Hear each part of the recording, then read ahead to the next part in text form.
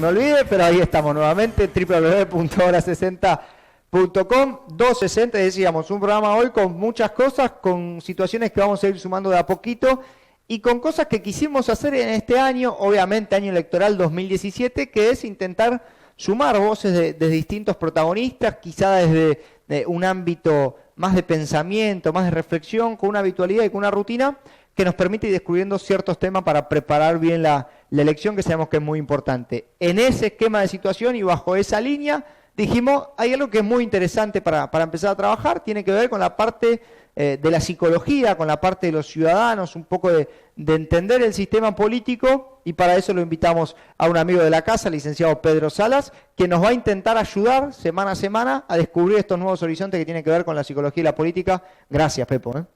Gracias, Mariano, por invitarme. Un saludo a toda la audiencia de 260. Para mí es un gusto estar acá con ustedes.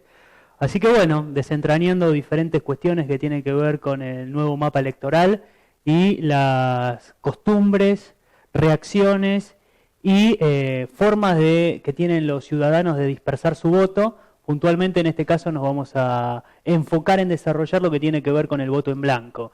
Ese voto que cuenta como no positivo, pero es determinante en muchísimas elecciones. Venimos haciendo un rastreo electoral, elección por elección, y lo que empezamos a determinar es que siempre el voto en blanco se llevaría como mínimo a nivel nacional y provincial cuanto menos una banca, ya sea para legislador. Nunca alcanza para poder, o equivaldría a lo que tiene que ver con ganar una elección ejecutiva, pero sin embargo lo que vemos es que hay un grado alto de insatisfacción entre los votantes que muchas veces prefieren hacer un voto antisistema, si se quiere, y ese voto no queda capitalizado a favor de ningún candidato político. El dato que tenemos es en el conurbano bonaerense, los municipios que menor grado de este voto no positivo tienen son Vicente López y San Isidro, y sumamos en el podio a Suipacha, pero ya no queda dentro del conurbano bonaerense. Lo que estamos viendo es que si los candidatos, los políticos se enfocaran en ver cómo traducen ese voto en blanco, en voto positivo hacia ellos, la mayoría de los políticos con ese voto estarían rompiendo el piso de una banca legislativa. Con lo cual el desafío nos parece para todo aquel que se quiera postular para una elección es cómo hace para tomar ese voto antisistema que evidentemente no se siente representado por nadie y lo pone a jugar a favor suyo. Es un desafío alto, interesante, pero con un montón de rédito a su favor. Tenemos el dato que donde mayor voto en blanco hubo en la historia en elecciones nacionales, estamos hablando del año 2001, donde había un fuerte descreimiento en las instituciones y en la corporación política. Bueno, me parece que encontramos en algunos lugares del conurbano bonaerense, como Merlo, Moreno, indicadores que superan el 10%, mismo en Pilar o Escobar. Son datos muy significativos que muchas veces los consultores políticos están más preocupados en ver qué imagen transmiten sus políticos o sus candidatos hacia la comunidad, de ver cuáles son las demandas insatisfechas que tienen los votantes. Entonces, bueno, por ahí en esta breve columna lo que vamos a tratar de introducir son cuestiones a las cuales no se apuntan, pero son de vital importancia. Tal importancia que podríamos decir que en las últimas elecciones nacionales fue bajísimo, en el balotaje fue bajísimo el nivel de voto en blanco, con lo cual es un dato a tener en cuenta. A ver, me quedo con algo que decías quizá al comienzo, que es el voto en blanco ligado al antisistema. Digo, esa es un poco la primera interpretación, ¿no? Digo, el que vota en blanco, nada le viene bien. No necesariamente, porque tenemos el caso de Podemos y todo el hecho español de Puerta del Sol en Madrid, que pudieron traducir ese descreimiento en las instituciones políticas. Siempre hay un grado o un nivel de voto antisistema, pero ese voto antisistema también tiene que ver con que no está representado desde el mismo sistema, con lo cual, digamos, me parece que siempre está la posibilidad de plantear nuevos esquemas, nuevas alianzas electorales y nuevos frentes para ver de qué manera intentar captar esos votantes. ¿Vos ves un escenario en Argentina donde el voto en blanco empieza a desplazarse quizá de esa falta de representación de de los partidos y que alguien lo pueda ir acumulando, ya sea a nivel nacional, provincial o a nivel Yo estoy seguro municipal? que esto puede suceder. El tema es desde dónde se construye y cuál es el discurso que eso construye. Digamos, si tomamos la realidad del 2001 en Argentina, donde hubo un gran colapso del sistema, lo que podemos ver que si bien hubo un fuerte voto en blanco en el 2001, después todos esos votantes se fueron desplazando hacia otras posibilidades políticas con un sistema político, si se quiere, más normalizado.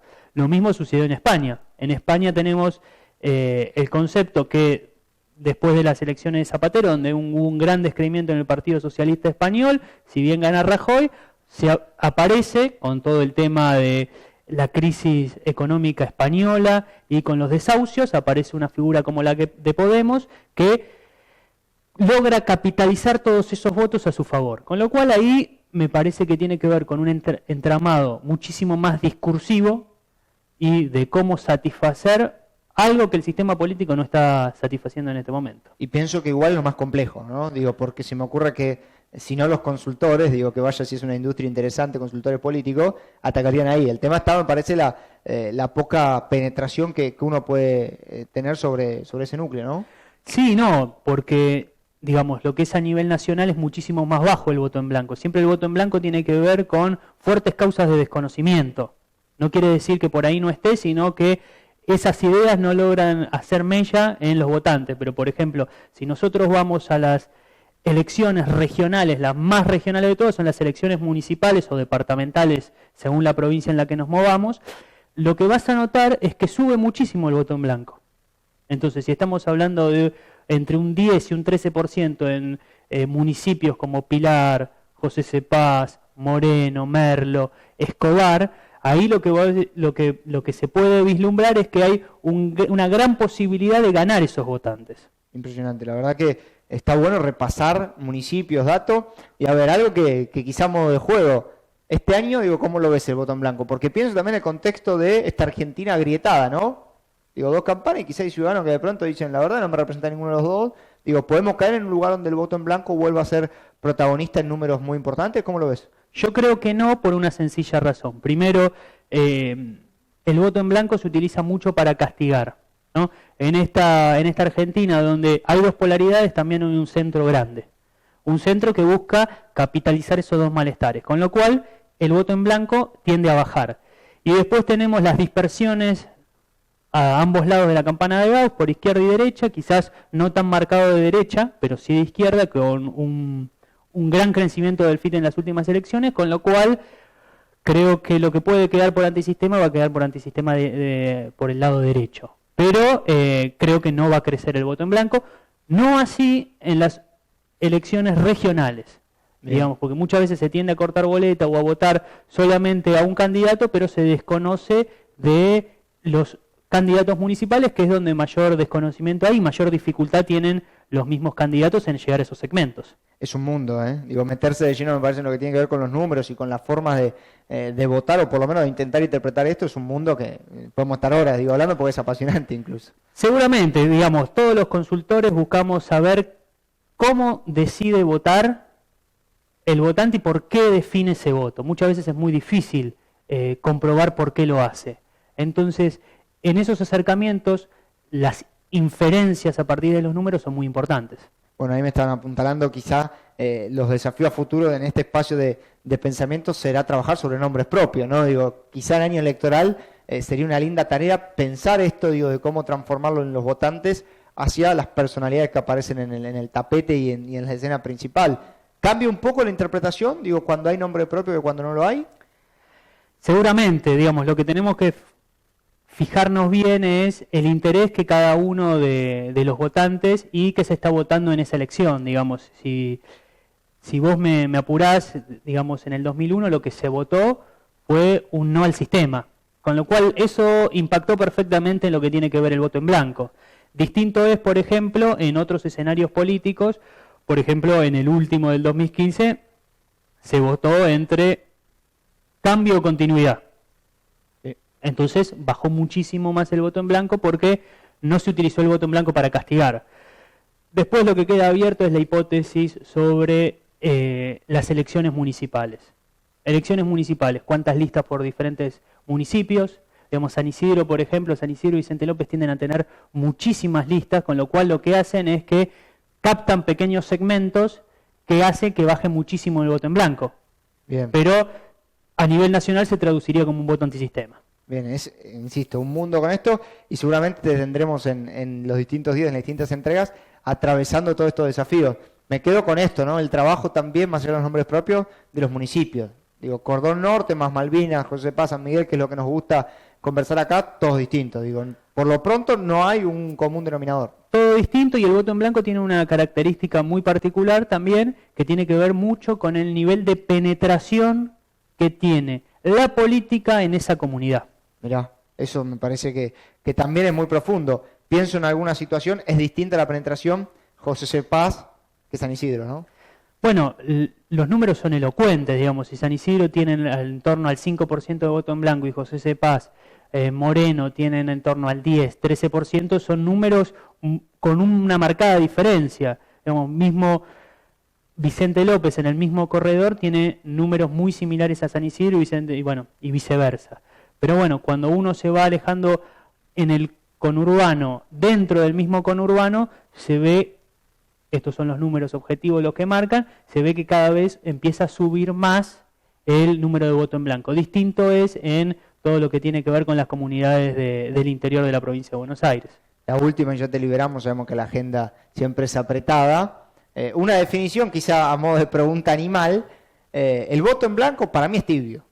Digo, si tuviera que trasladarlo a una posición de futbolista, y es medio pecho frío el que vota en blanco. A ver, yo creo que hay dos componentes importantes que componen el voto en blanco. Primero es el castigo hacia el sistema y después el desconocimiento.